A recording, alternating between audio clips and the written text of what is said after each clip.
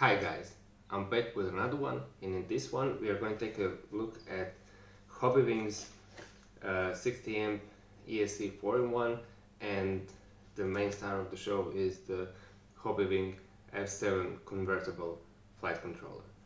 I'm not going to go too deep about this ESC because I already have the video about it, and I will link it to the upper right.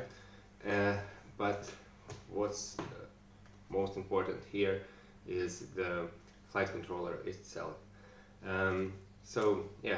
Let's open the box and see what's inside. So let's see what's inside. When you open the box, you have the flight controller itself, and for the accessories you have the cables and the manual explaining everything you need to know. There's a sticker, maybe you would put it on top of the flight controller or something. But let's open the cable harness. We have 4 spare gummies. We have the DJI cable, and we have 2 cables for connecting the ESC to the flight controller, and we have 1 servo cable you would use to maybe connect to some kind of receiver or something, and you have your DJI soldering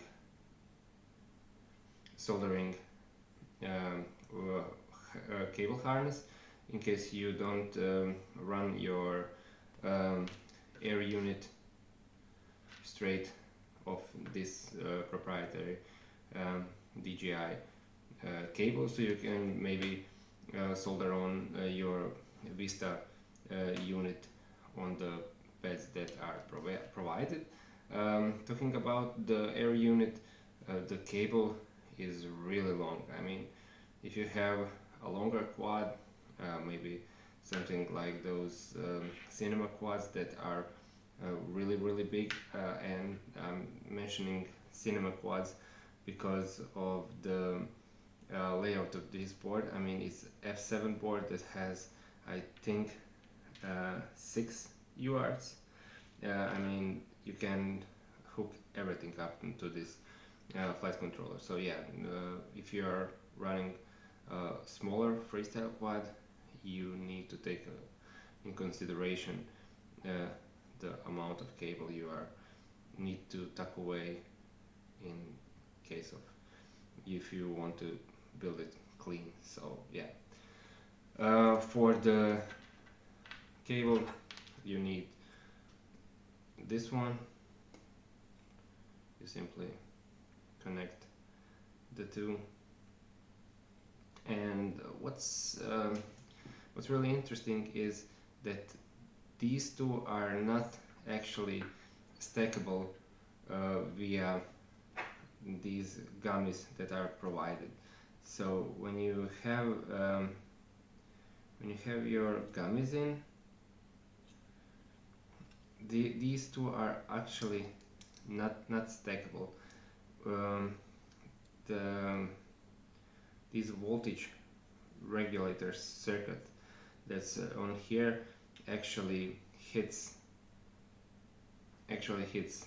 the top of the ESC, so you need to take into account that you need to add additional O-ring or something, because yeah, it's not stackable via the provided gummies. So if you are building a DJI quad, I mean, this thing could look super clean. You basically just plug in your FC to the ESC, and you plug your air unit, and you're ready to go. You have your RF and VTX from the air unit, and everything else from the basically just the motors, right? So yeah, let's take a closer look at the FC itself. First, on top you have your UARTs and your power. So first is ground 10 volt. This is what is special about this flight controller. It has 10 volts out, so it's basically meant to power the air unit. We have the video out. We have TX, I don't, TX5, 2, TX1. We have 3.3 volts for the utilities that actually use 3.3, some spectrum receivers and some GPS units. We have ground 5.2 volts. The other flight controllers are actually 4.9 volts, but this actually is 5.2 volts. We have two of those. We have cam 1 and cam 2. So basically what that means is that you can hook up two FPV cameras that you can control via Betaflight. We have RSSI ports, your UART, and some additional 5.2 and ground pads. On top, what's really strikes me is all of the cable harness connecting ports are actually glued to give more security to the ports in crashes and when you are building. And the whole board, I don't know if you can see, is conformal coated. So in case of crashing into water, you are somewhat protected. Also on the bottom we have those power circuits for 5 volt, 10 volts and 3 volts, and also we have channel 5 and 6. So if you, in case if you running 6 motors, you have those. Then additional TX and RX ports, ground 5 volts. In my case, I'm gonna show you a bit later when I solder on the pads. I'm going to use these two. Since I'm running Ghost, I need a TX pad, I need the ground and 5.2 volts. So I will use these 3 ports, and we have additional ground 5.2 volts, TX, SD, SCL. These are the ports that you are going to use if you are running something like a GPS, and you have LED strip and one additional 10 volt pad and ground. So yeah, I mean the quality of the flight controller is really outstanding, and this is the reason I was so excited about getting these for my build, because I always use these 60 amp ESCs for all my builds, and when the flight controller came out and it was F7, I was really needed to get this and build it on my freestyle rig, and actually we are going to do just that. I have here my quad that is already prepped. I'm not going to bore you with soldering on the motors to the ESC. It's pretty straightforward.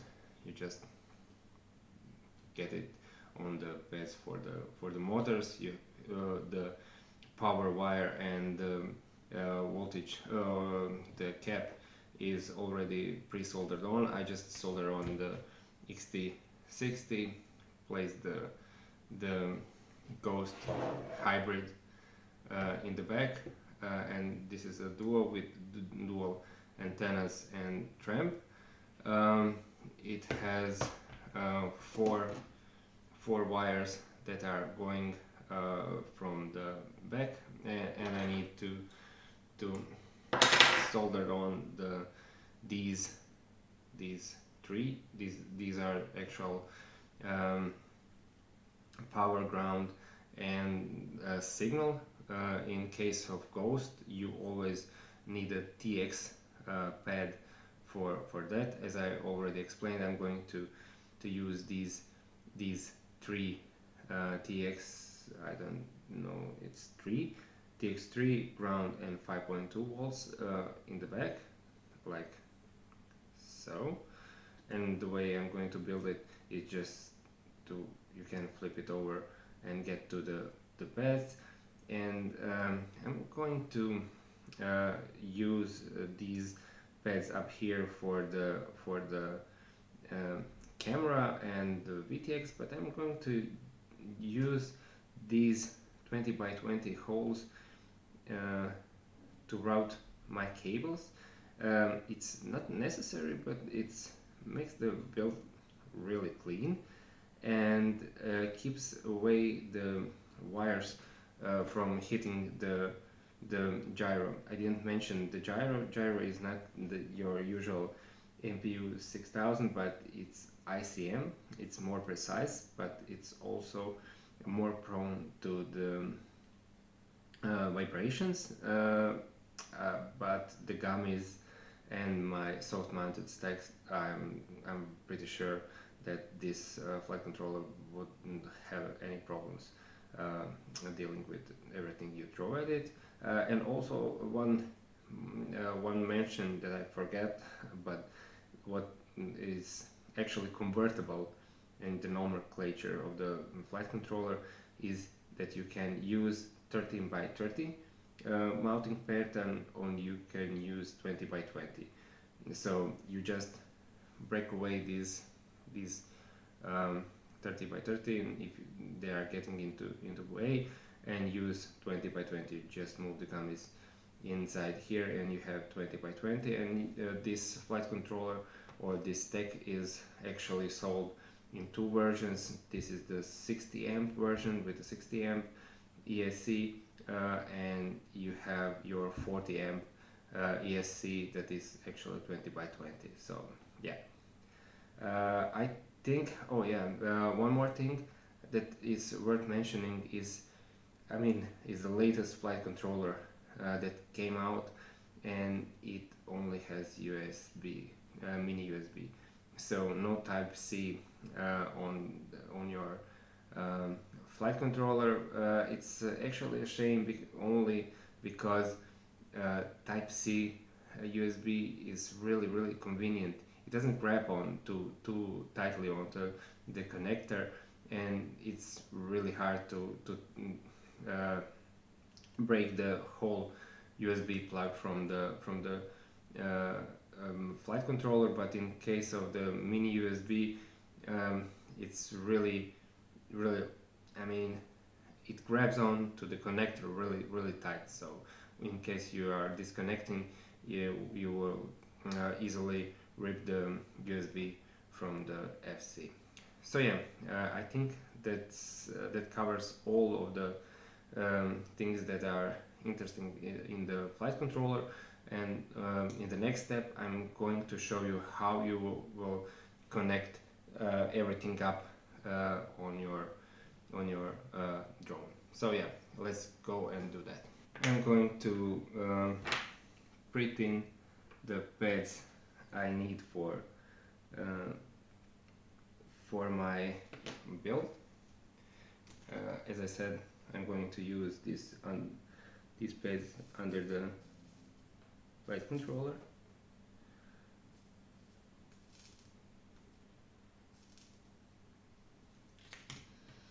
And for the camera, I need cam 1.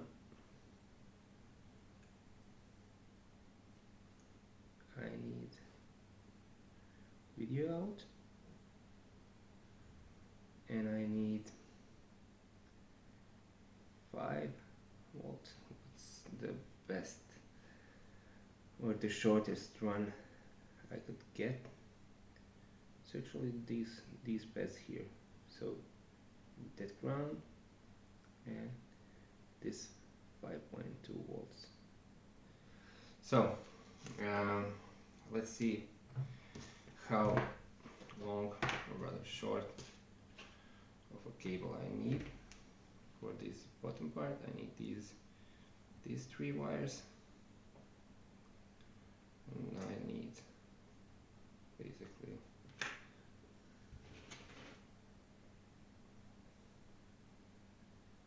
we'll leave a little bit of slack in case of further builds.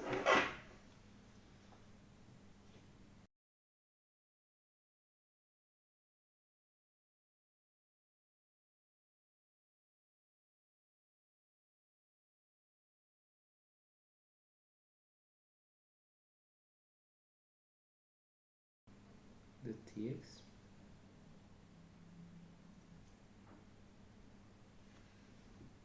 Okay, now I have these 3 wires connected, so yeah, it's really clean, just 3 wires going here. This is the wire that needs to go to the video out, and I'm actually going to use the 20 by 20 mounting hole to run that wire.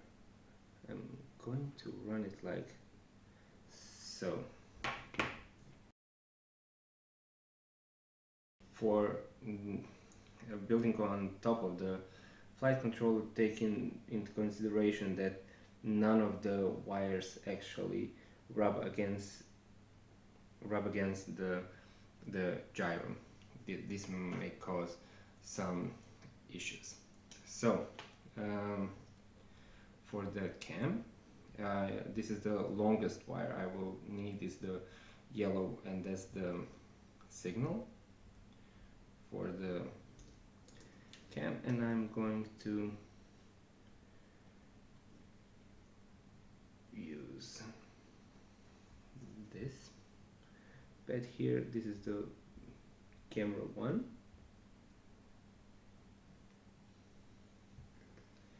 and now for the power I will run the wires through and see. I will shorten the wires like so.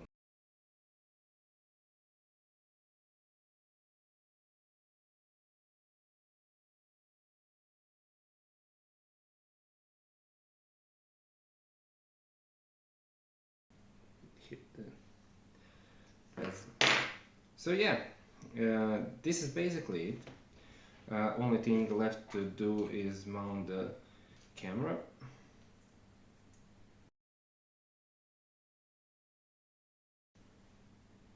Give them a twist to make them look a bit nicer. Connect the ESC with the FC, and then the camera. So this is everything assembled. Let's go one more time over all the things that I done. Maybe just to get this out of the way, neat and tidy. So yeah, we have everything assembled. We have the 16 amp Hobbywing ESC on the bottom, running XT60 power connector to the back of the quad, and the way it connects, you have the battery here and just connect the battery here to the XT60. We have then the power coming from the ESC to the FC powering on the board. We have the cam connected to the ground 5.2 volts and cam 1 port on the FC, and the video out connected to the to the my Ghost hybrid board, and when I flip this up, I have my RC or my Ghost signal connected to the TX port on the bottom and powering on the receiver and VTX through these two ports. So yeah, it's really simple and straightforward. There's no need for excessive soldering or anything, and the build with this stack is really straightforward and nice. And also I like how I use these 20 by 20 holes to run the cables through it and keep the gyro from any wires rubbing against it, and actually making it really nice and clean. So yeah, next off I'm going to hook everything up to the PC and see or actually show you the target it's running. It doesn't have any dedicated target for the FC. It uses the Flywoo dual gyro target, even though this is the single gyro board. So yeah, let's go and do that. As we can see, it has really old Betaflight version 4.1.1, and also it's Flywoo F7 dual target. So keep in mind that's the target you need to flash if you are using any other firmware, and we are going to upgrade it. Since I'm using Ghost is only available from firmware 4.3 and later, which is still in beta. Yeah, let's calibrate here and use ports. I have my serial on the UART3, and I'm not using any other UARTs. I'm controlling my VTX from the Ghost TX, but what's really important, we need to get the configuration going. This is on, let's go tab by tab. I will leave everything here. I will barometer and magnetometer disabled. This is all correct. I'm not using camera angle arming. I'm always on 180 degrees, so I can arm in any other angle than flat. I'll leave these two, as I like to use it, motor sounds, as beacons. All here is good except this. I don't want it to beep when I have it FC powered by USB. So that's that.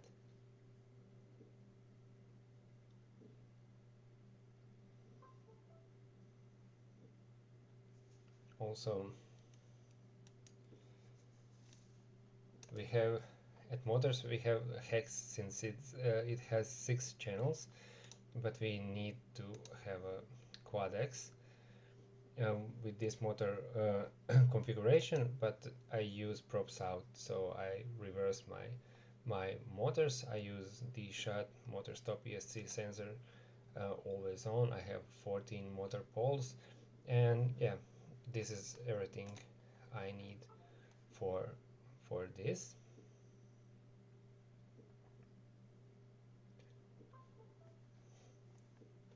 Also, for the receiver, I cannot do it here, since this is the older version that doesn't support Ghost. You just simply use the target you or rather protocol you want to use. It's usually Crossfire or something else, and you are good to go. One more tab that we need to go through is the modes tab.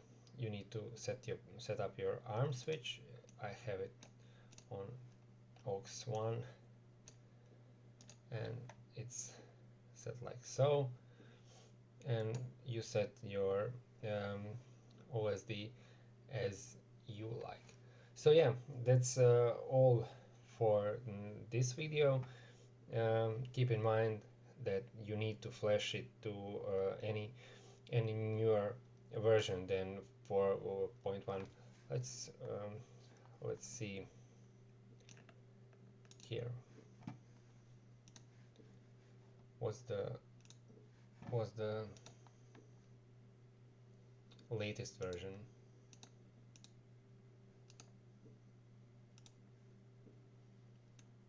Let's Flywoo